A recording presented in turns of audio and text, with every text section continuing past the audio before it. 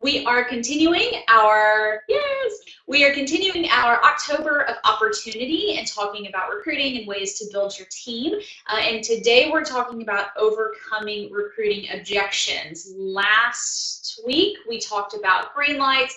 The week before that we kind of talked about some basics of recruiting and building your team and what you really are doing. What is recruiting really, and how do you get people that are actually interested in building a business and not just, somebody that you kind of talk into being in the business. So, and one of the things that we talked about is how recruiting really and truly is a sales process. And so we need to look at it the same way that we look at actually making a sale of products. It's going to be kind of the same concept, kind of that same process anyway, from start to finish. And it's, developing the relationship, figuring out what about your opportunity is something that they would benefit from, or, how is it that you can fit their need, whether it's more time, more money, ability to stay home, ability to pay for college, whatever it is, it's identifying the need. Then, we're kind of here. This, by the way, it's green because the green lights and the conversation that happens with it is kind of what can start the process. Then we're talking about overcoming objections, which we're going to talk today, and creating a solution for them. So that's kind of where today is we're going to be talking about those objections that you may hear and how to best answer them. Last week we talked about green lights and the best response. Today we're talking about objections and kind of the best response and how to overcome them to create a solution which should hopefully end up getting you to the sale, which is them signing up to be on your team. All right, so let's dive right in because we have quite a few of them here. So the first one is this whole, I don't have any friends. I would do this business, but I don't have any friends. So what they're really saying is they don't have anyone that they want to feel obligated. They don't have anyone that they want to ask or badger or whatever, feel like to be a part of the business, to have a party, or, people have to, everybody's going in now. We don't want to have to ask our friends and make them feel uncomfortable or be that friend that, comes out of the woodwork. You haven't seen them since high school and suddenly they want you to have a party even though you have no idea what you've been doing for the last 20 years. Like, we don't want to be that girl, right? Nobody wants to be that girl. I die a little inside every time that happens. I'm coming up on my 20-year reunion and I've got more people that, just because we're in a Facebook group now talking about the reunion, they're like, oh, hey, you should. I'm like, oh, such bad marketing. Anyway, I digress. But saying I don't have any friends just basically means, I don't have anybody that, like, off the top of my head that I would think of for the business. So here's your response. And this actually comes from Karen Phelps, which is one of the original direct sales coaches that's been around forever. And it's called the Feel, Felt, Found. Okay, and this actually goes to a lot of things. This actually goes to a whole lot. This response works for a whole lot of things. The biggest problem with this response is not using like every single because it works. I keep bleeping it out because it works for so many. But here's the concept. So it's, I know how you feel. I felt that way too. But what I found was yada yada yada. Okay, so you're acknowledging how they feel, or that even saying you felt a little bit of it too, but what the reality of the situation is this. So with I don't have any friends, I know how you feel, I felt that way too, but what I found was that even though I asked my friends to have a party in the very beginning, within just a few weeks my business took off with women who I had never met before. And you can say, just like our hostess tonight, or relate to someone that they may know if you're having this conversation in a party. The truth of the matter is, our warm market, like, it goes cold pretty quickly, right? But even so, that's not where we're going to really make the big impact on our business. Gone are the days that, your three friends will have a party and, it'll just grow and grow and grow and grow. We have to get out there and meet new people.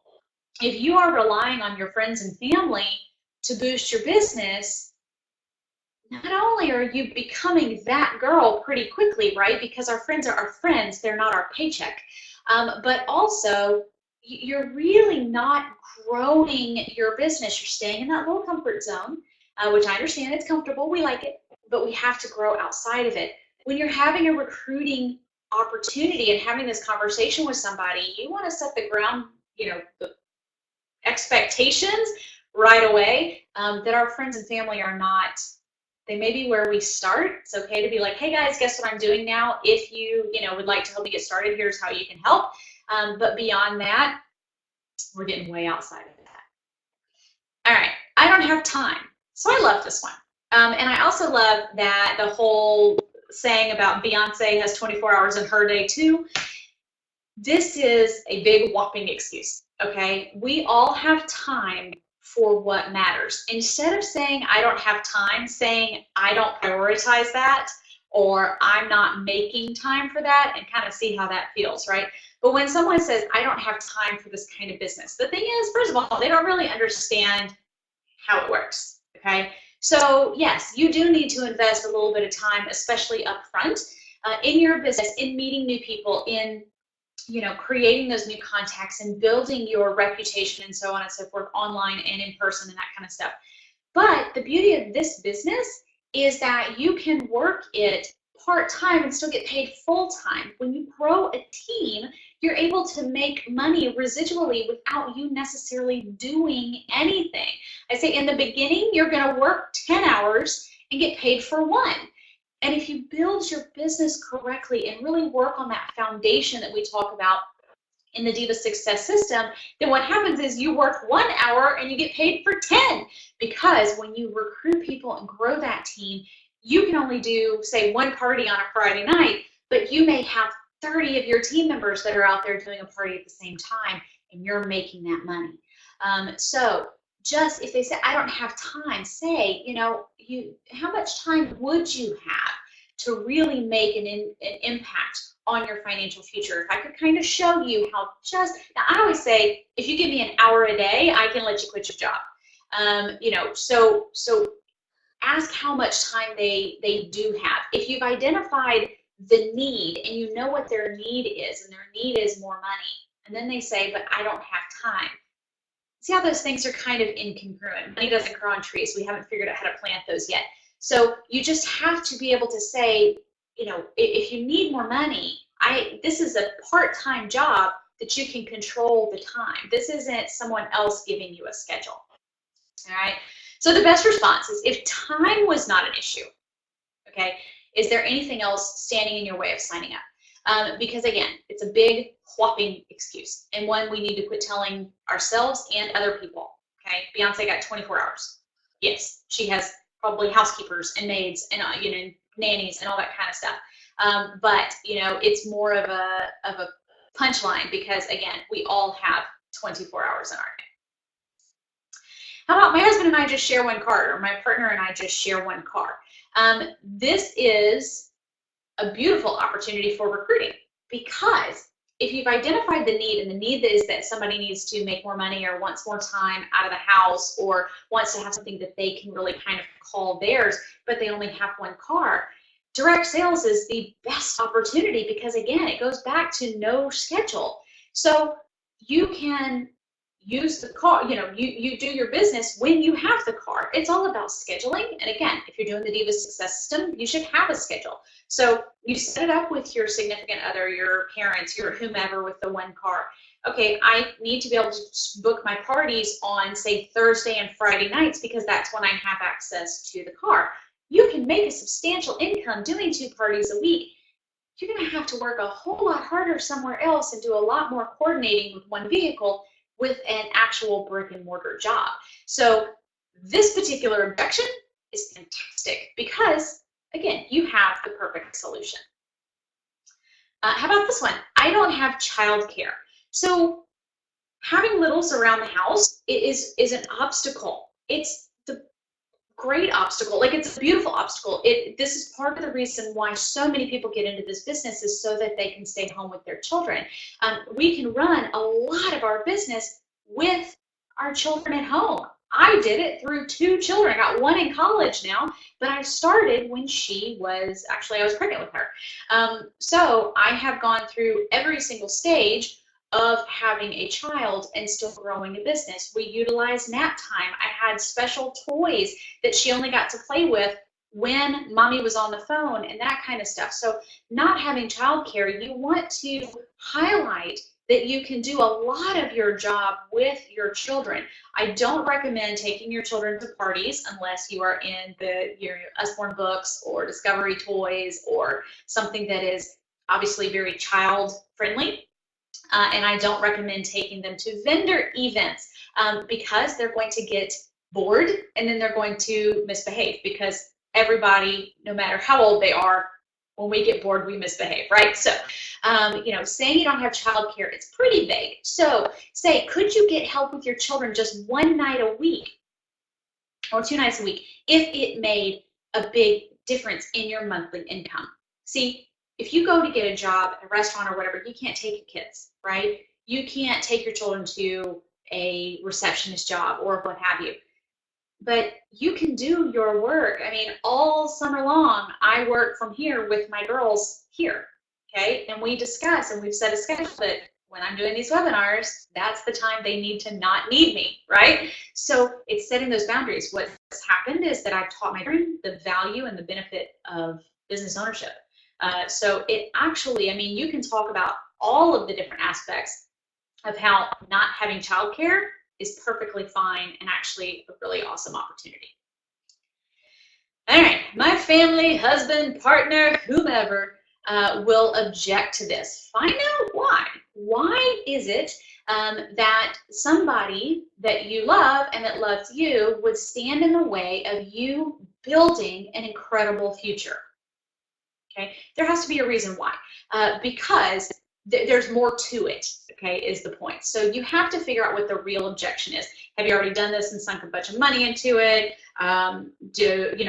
There was one, she couldn't get into the business because they could only make so much money because of, tax brackets and stuff like that. I mean, those are legitimate reasons not to get into, the business and to stay as a hostess or great customer or whatever. But just saying my family won't like it, there's more to that story.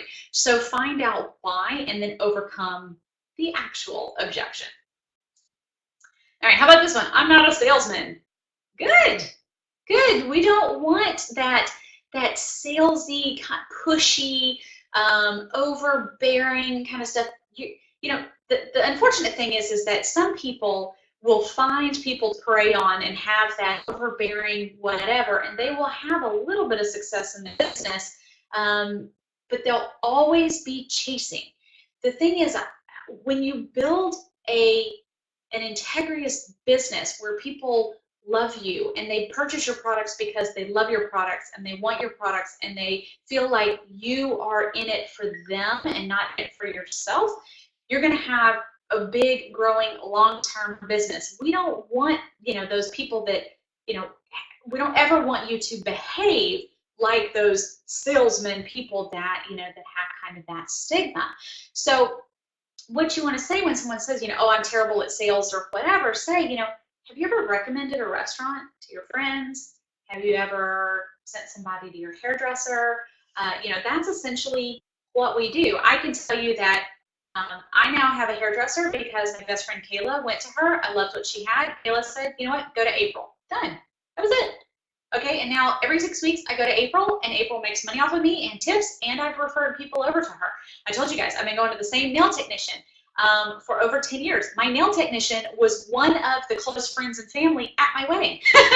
Okay, so these are relationships that you build, and these are referrals and stuff. We don't want you to push and attack people. We're not piranhas, but it is more about, this is why social selling has taken on such a big part of our industry, because you want it to be more natural. Does that mean that your business may grow a little bit slower? Well, yeah, maybe. Is it going to build a longer foundation? Yeah. Okay. And I always said, once it hits, it hits. There's this growing process, and my team would always come to me, they thought I was crazy until it actually happened to them. There's like this growing process, and I want you to think it's kind of like growing that seed. We talk about gardening, kind of like growing that little seed. How, you get up the next day, you have dirt, you get up the next day, you have dirt, you get up the next day, you have dirt, but you keep watering, you keep putting the sun shining, you just know something is happening. That's really and truly how you have to treat your business, because all of a sudden you're going to have a weed, okay, or a flower or a whatever, and then suddenly it just takes off. And the same thing happens with your business. I've kind of gone off on a rabbit hole here, but when you have someone that says, I'm not good at sales or whatever, you can say, again, going back to Karen Phelps, feel, felt, found. I know how you feel. I felt that way too. What I found was really and truly, I just share what I love, and I just recommend what I love the same way that I would a restaurant, hairdresser, nail technician, whatever. All right, I've tried this before. So here is a great opportunity. The truth of the matter is, in 2017, you can't throw a rock without hitting somebody that has been in direct sales before, right? There are so many different companies, so many different opportunities, and everybody is looking for something to help them make their life better, to make money easier, to have fun, like all of those catchphrases that we have in the direct sales industry. The problem is so many people start and they don't get proper support, and they don't get proper training, and they don't get out of their own way to run the business properly, and so they end up failing, okay? And you have where people say, you know what, I've tried this before, I've been there, I've done that, I've got the scars, I've got the debt, I've got the, whatever. Here's the thing. Find out more, okay? Find out what happened. Companies go under all the time. Leaders abandon their people all the time. Sometimes it takes a while for us to say, you know what, I never left the house. I never introduced. I never could just get out of my own way and talk about the business. You have to figure out more of what their experience is with it, because here's the thing. They already understood the opportunity well enough to join somewhere, some way, somehow, okay? So they get it, but you have to gently explain what it is that they may have done wrong, or acknowledge what went wrong if the company went under, or if their leader abandoned them or whatever. So you can gently talk about that, because none of us like to talk about failing at anything. So be very gentle with it, but talk about what happened and how this time could be different. Now, if you have somebody whose leader abandoned them, and you tell them that you're going to do it differently, and you don't, no words, okay? No words. Take care of your people. You have a responsibility when you recruit, okay, to spend, you're not running the business for them, okay? You're not holding hands, but you know what? It's like having children. In the beginning, we make sure they are fed, and then we teach them how to make food themselves, and then we let them go, and they end up eating, right? Same concept. You have to teach them first. All right, I don't know enough about the industry or product. This is a great objection. I love this one, and here is why. I want all brand new people. When I hire a new VA, when I would recruit somebody, I want somebody who has never done it before. And I say, this is what I prefer, because I want to teach you how to do the right thing from the very beginning. I don't want you to have to unlearn something. I don't want to hear, well, we did it differently over here. Well, I did it differently over here. Well, last time I did this, I did it. Okay? I want brand new people. And I would say that when they say, I don't know enough about the industry, I don't know about whatever, that's fantastic. I'm going to teach you everything you need to know, from the very beginning. So I actually preferred people. I remember, like back in the day when I was like looking through the want ads in the paper, 2 years experience, 2 years experience, 2 years experience. And I remember getting so frustrated and being like, where am I supposed to get the experience if nobody will stink and give me a job, right? This is all my reasons why I don't do corporate America anymore. The thing is, I want no experience. I want to teach you the right way. And so when I actually ended up hiring for a company, I was looking for, and I would always say, no experience necessary, let me teach you.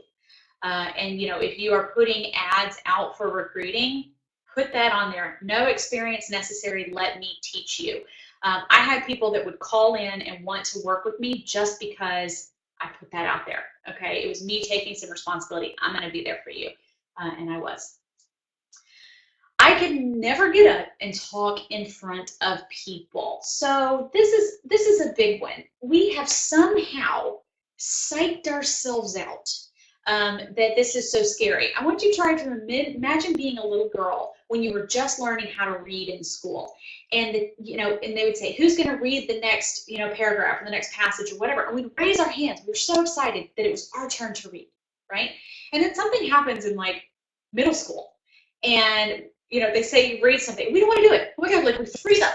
Okay, because we're so afraid we're going to mess it up. And like that, for whatever reason, stays ingrained in us. And we're afraid to get in front of people. We're afraid to go on Facebook Live. We're afraid of whatever. I want to challenge you to go to my YouTube channel and look back at some of the first YouTubes I did.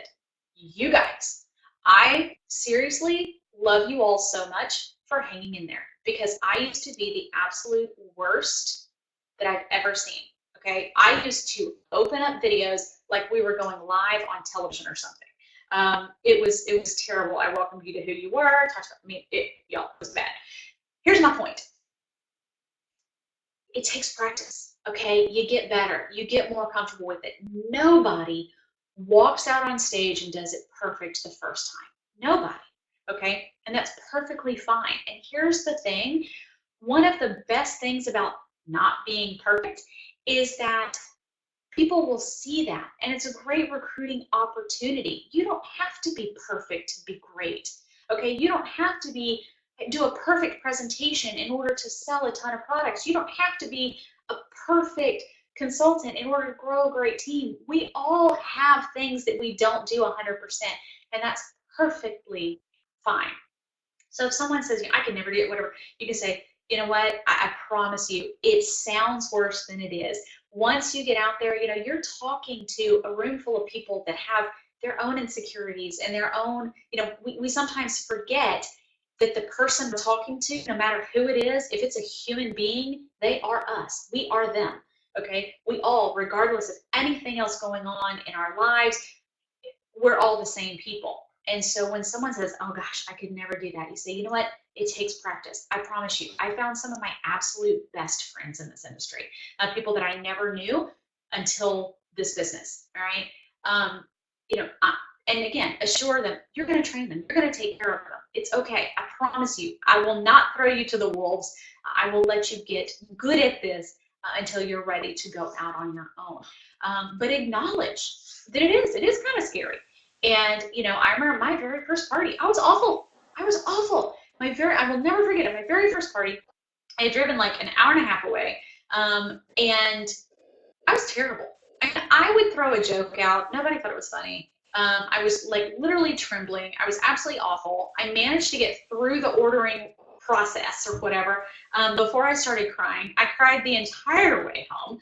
I got home to now my ex-husband, but I got home to my then husband, and I was sobbing. And he was, oh my gosh, what happened? I was like, I was terrible. I did this wrong. I did this wrong. I did this wrong. I dropped this. I did, whatever. And he was like, so what? They didn't order anything? I'm like, well, no, they ordered about $700 worth of stuff, but I was terrible. And I mean, guys, they didn't care. Those women did not care that I was terrible. They still ordered $700 worth of stuff on my first party. Okay, they didn't care. Not mentioned, they didn't even know. They really didn't even know that I was that bad, right? Because we are our own worst enemy and our own worst critic. So again, we can talk about, when I started, it was 20 years ago, how bad I was. But even on YouTubes and trainings and Facebook Lives, and, I watched one of my Facebook Lives from 2015, and I was terrible then too. You guys have really hung in there. My point is, it always gets better. All right, last one. I don't have the money to get started. Now, this one, okay, so this is ultimately probably what most of them boil down to. Now, direct sales companies have gotten a lot better about making it much more economical. It was $1,250 to start my very first company. So, when people say they don't have the $100, I'm kind of like, but if they don't have the money, then and they finally say that to you, you need to be very gentle, because here's the thing: nobody likes to say, I don't have the money for something I want. Okay. But them saying that, that's the reason why they need to get in this business. You say, you know what?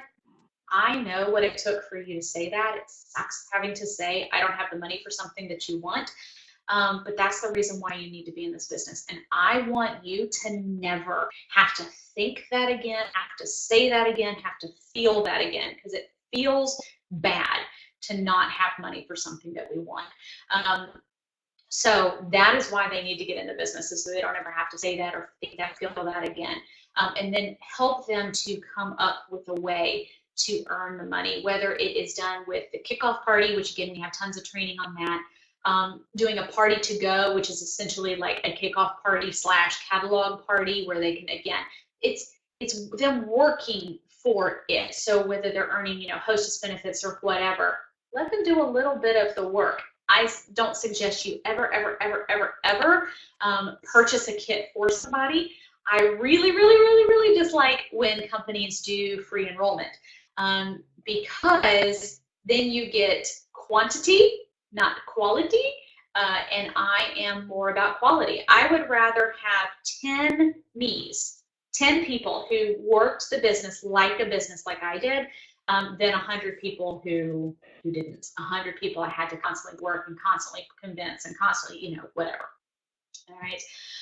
3 angels. If you have, can you borrow whatever your sign up is, divide it into 3 payments and see if you can borrow from 3 people. Have a yard sale, or even the credit cycle, which I'm not a huge fan of credit cycle, but it is an option. What the credit cycle is we'll put it on a credit card, and then the goal is to have it paid off by the credit cycle so that you're not paying interest on it. What I do like about that concept is that it gives some incentive to really get going. Me, I didn't pay my power bill. So I kind of had my own credit cycle, because I knew the power bill was going to come the next month, and I was going to have to pay both months, because I did not tell my husband I signed up. He did not know that I did not pay the power bill, and I was in charge of the finances. So I don't suggest doing that. It was desperate times, and it ended up working out in my favor. But anyway, there's my story. All right, last thing, is this a pyramid scheme? So I don't hear this as much. Thank goodness. I think we are finally getting past where people think that, the pyramid scheme is, what every single direct sales company is or whatever.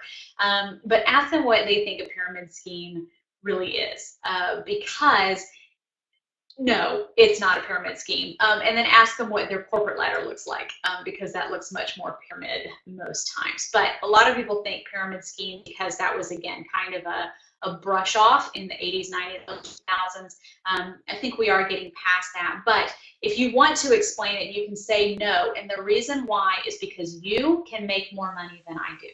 You can work your business. You can pass me in elevations or in promotions and whatever, and that is what makes it not a pyramid. That's one of the biggest things that makes it not a pyramid scheme. A true pyramid scheme, the person on the top always makes the most money, and that is not how it works. I made more money than some of my upline, and that's part of how it was not a pyramid.